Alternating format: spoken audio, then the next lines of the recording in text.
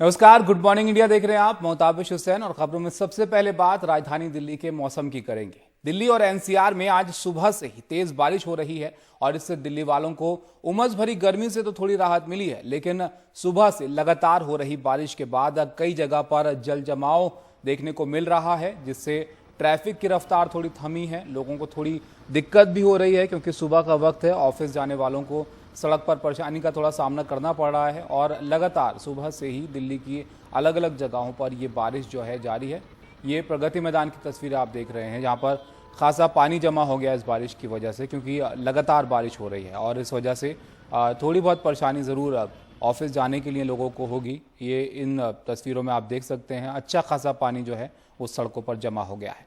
इसी तरह मथुरा रोड की तस्वीरें हम आपको दिखा रहे हैं, जहाँ पर गाड़ियां आधी आधी डूबी हुई नजर आ रही हैं। पानी जो बारिश की वजह से जमा हुआ है सड़कों पर उसमें, और कई जगह पर ऐसे ही हालात बने हुए हैं जहां पर ट्रैफिक में थोड़ी सी दिक्कत हुई है और थोड़ा पानी भी यहां पर भरा हुआ दिख रहा है। लेकिन पिछले कुछ दिनों से जो लगातार गर्मी जो तेज़ हो रही थी दिल्ली में, दिल्ली के लोग परेशान थे उससे थोड़ी राहत ज़रूर इस बारिश की वजह से मिली है। लेकिन ज़रा सी बारिश होती है तो पानी भरना शुरू हो जाता है, ये एक समस्या है। और इसकी वजह से आप इन तस्वीरों में देख सकते हैं कि क्या हालात सड़कों पर नज़र आ रहे हैं। मोती बाग की तस्वीरें दिल्ली के हम ये आपको दिखा रहे हैं। इसी तरह प्रगति मैदान, धौला कुआं ऐसी जगहें हैं जहां पर आज पानी भरा हुआ नजर आ रहा है, क्योंकि सुबह से ही मूसलाधार बारिश जो है दिल्ली में अलग अलग जगहों पर हो रही है। ये धौला कुआं की तस्वीरें आप देख रहे हैं, यहाँ पर ट्रैफिक थोड़ा कम है लेकिन पानी यहाँ भी जमा हो गया है।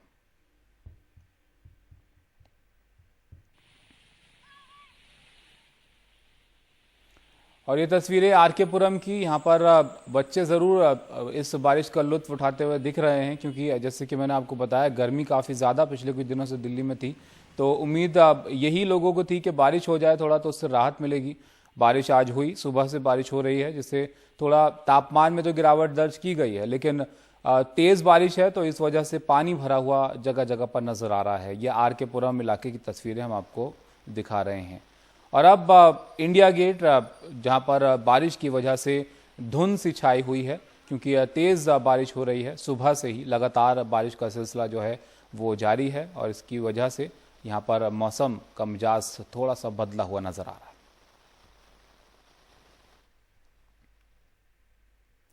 लेकिन देखिए, दिल्ली में जहां बारिश से थोड़ी सी राहत मौसम को लेकर मिली है, वहीं महाराष्ट्र में ये बारिश जो है बड़ी समस्या लोगों के लिए बनी हुई है।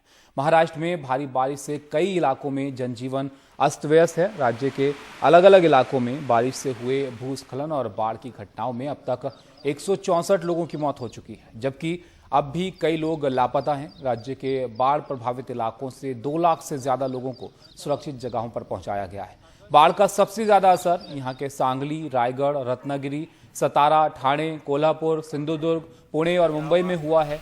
वहीं बाढ़ की वजह से राज्य के करीब 875 गांव बुरी तरह से प्रभावित हैं। हजारों एकड़ में फसल बर्बाद हुई है और कई जगहों पर, कई इलाकों में भी बाढ़ के पानी से सड़क मार्ग जो है वो कट गए हैं। एनडीआरएफ और सुरक्षा बलों के हजारों जवान राहत और बचाव के काम में लगे हैं।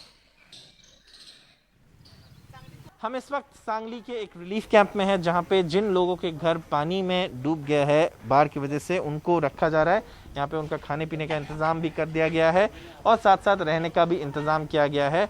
लोकल जो एमएलए हैं यहाँ के, वो उनको खाने पीने का जो जिम्मेदारी है वो लिए हैं और एडमिनिस्ट्रेशन की तरफ से इनको एक इस स्कूल या कॉलेज के जो हॉस्टल है यहाँ इस रिलीफ कैंप में बदल दिया गया है।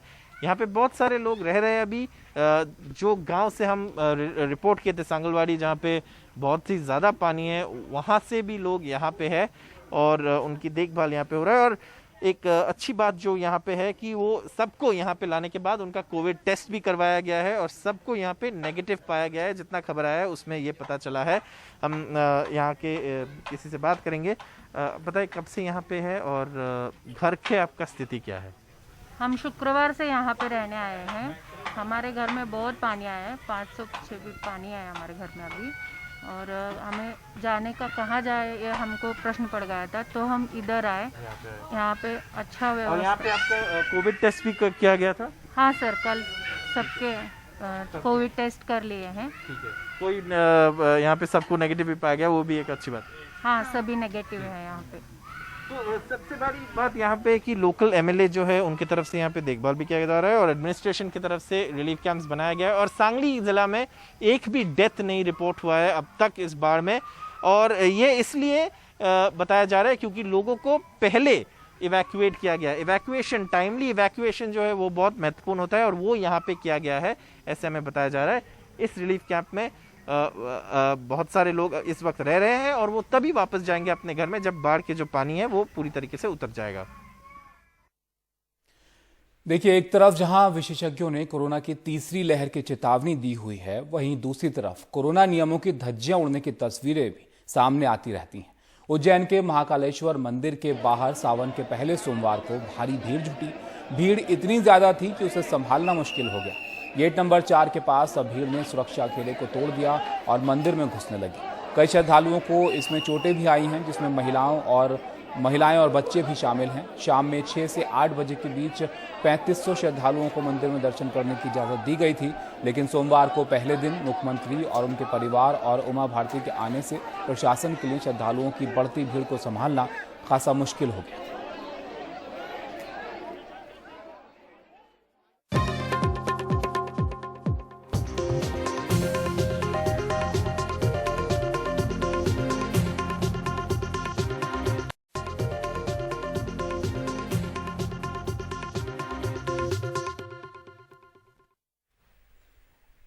असम मिजोरम में तनाव की खबर है। असम के मुख्यमंत्री हेमंत बिस्वा शर्मा ने आरोप लगाया है कि मिजोरम से लगती सीमा पर फायरिंग में असम पुलिस के 5 जवान मारे गए हैं। गोलीबारी में असम के कछार जिले के एसपी को भी गोली लगी है। इनके अलावा असम के करीब 60 लोग भी इसमें घायल हुए हैं। असम के मुख्यमंत्री आज सिलचर का दौरा करेंगे। इस बीच मिजोरम के मुख्यमंत्री ने भी इस मामले में गृह मंत्री अमित शाह के दखल की मांग की है और कहा है कि जो कुछ हो रहा है उसे फौरन रोके जाने की जरूरत है। हालांकि सूत्रों के मुताबिक इस बीच अमित शाह ने असम और मिजोरम के मुख्यमंत्रियों से सीमा का मुद्दा सुलझाने के लिए कहा है। दोनों ही मुख्यमंत्री मुद्दा सुलझाने और शांति बहाल करने के लिए तैयार हो गए हैं। दोनों राज्यों के पुलिस बल विवाद वाली जगह से लौट गए हैं।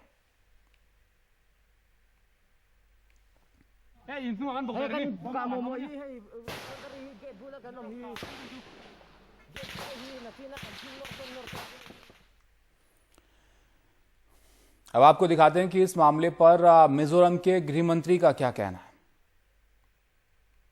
The Assam police also damaged several vehicles that were traveling along the national highway between Vairengte and Lailapur. These unarmed civilians were assaulted by Assam police by lathi charging them and firing tear gas, thereby causing injury to several civilians.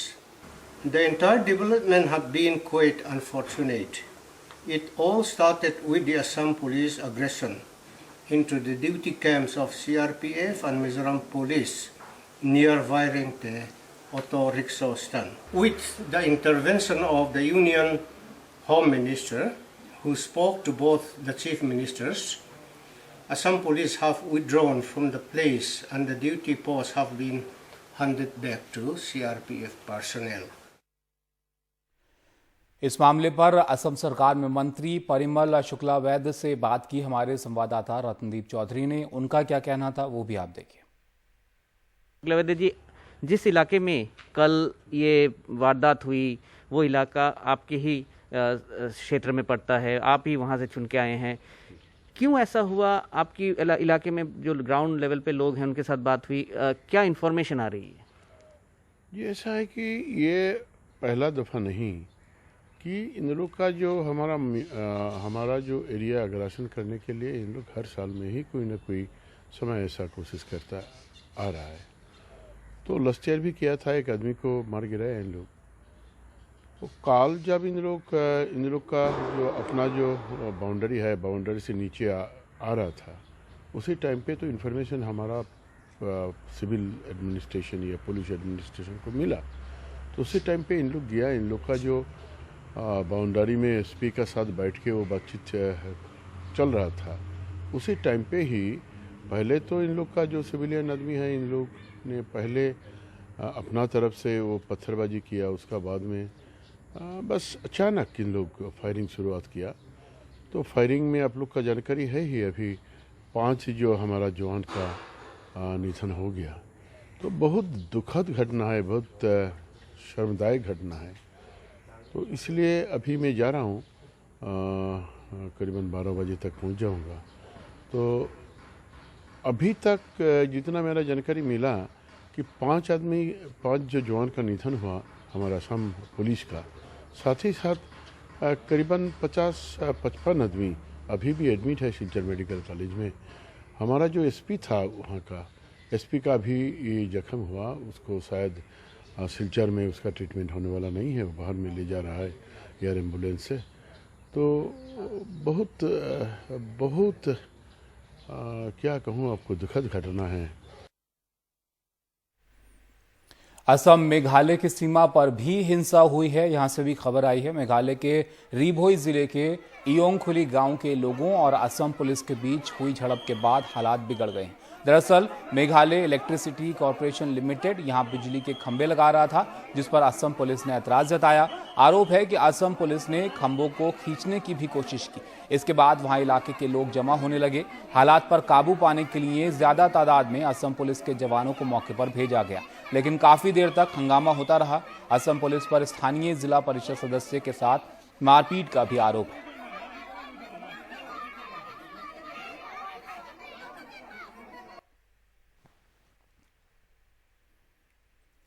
और अब आपको बताते हैं आज की 5 बड़ी खबरों के बारे में। क्या है वो टॉप न्यूज जिनको आज दिन भर आप एनडीटीवी इंडिया पर देख सकते हैं। सबसे पहले जो खबर है वो असम मिजोरम के बीच सीमा पर जो हिंसक झड़प हुई है इसको लेकर है। दूसरा, महाराष्ट्र में बाढ़ से लगातार तबाही जारी है। 164 लोगों की अब तक यहाँ पर मौत हो चुकी है। राहत का काम किया जा रहा है। इससे जुड़ा हुआ ताज़ा अपडेट आप जान सकते हैं। और दिल्ली में भी आज बारिश हुई है। तेज़ बारिश के बाद जल जमाव की स्थिति कई जगह पर दिख रही है। और इसके साथ ही जासूसी पर जांच कमेटी बनाने के बाद ममता बनर्जी दिल्ली में हैं। यहाँ पर कई नेताओं से उनको मुलाकात करनी है।